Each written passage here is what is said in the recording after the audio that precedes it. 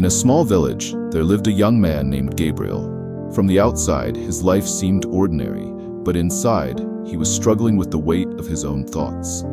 There was a time when Gabriel believed the world was against him.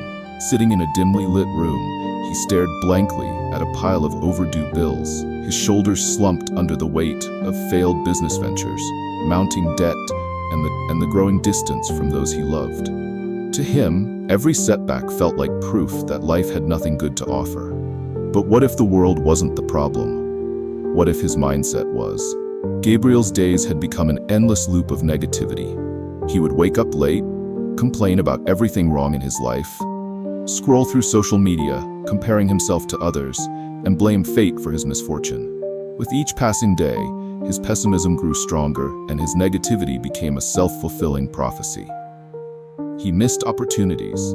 He isolated himself from friends. Even the smallest inconveniences felt like major defeats. When we focus only on what's wrong, the world feels darker, heavier. Gabriel didn't realize it, but his outlook had become the prison he couldn't escape. One day, while walking through the park, Gabriel noticed an elderly man sitting alone on a bench.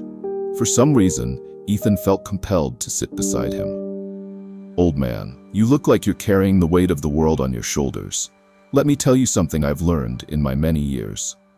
Life is like a vast ocean. The waves will crash, the storms will come, and you'll feel like you're drowning. If you keep fighting the flow, you'll only get tired. Let it carry you instead. You must learn to float, to trust that calm waters will follow, as they always do. Focus on what you can control, and let the rest flow around you.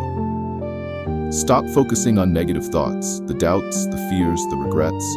Start tending to the seeds of hope, gratitude, and resilience. You'd be surprised how much beauty can grow when you let it." For the first time in a long while, Gabriel asked himself, what if I try to change, just a little? One day at a time. Gabriel started small. The next morning, he made his bed. He wrote down 3 things he was grateful for: a roof over his head, the warmth of his coffee, and the fact that he was alive to try again. He began smiling at strangers, taking walks to notice the beauty around him, the sunlight filtering through the trees, the laughter of children in the distance. He reached out to an old friend, apologized, and started to reconnect.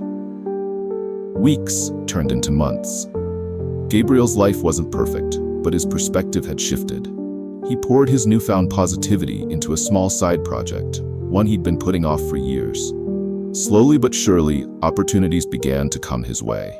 He rebuilt trust with his loved ones and learned to embrace failures as lessons, not defeats. Positivity didn't solve all of Gabriel's problems, but it gave him the strength to face them. He learned that while he couldn't control everything in life, he could always control how he chose to respond. One day, Gabriel found himself back in the park, sitting on the same bench where he'd overheard the elderly man.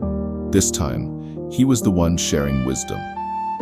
"Gabriel, life won't always be easy, but if you stop fighting every wave and start learning to float, you'll find peace even in the storm. And remember, you don't have to water the bad flower. Focus on the good flowers, and your garden will bloom brighter than you ever imagined." Change your thoughts, and you change your world. Positivity is a choice. What will you choose today? If this story inspired you, hit the like button, share it with someone who needs it, and subscribe for more stories like this. Together, we can spread positivity one story at a time.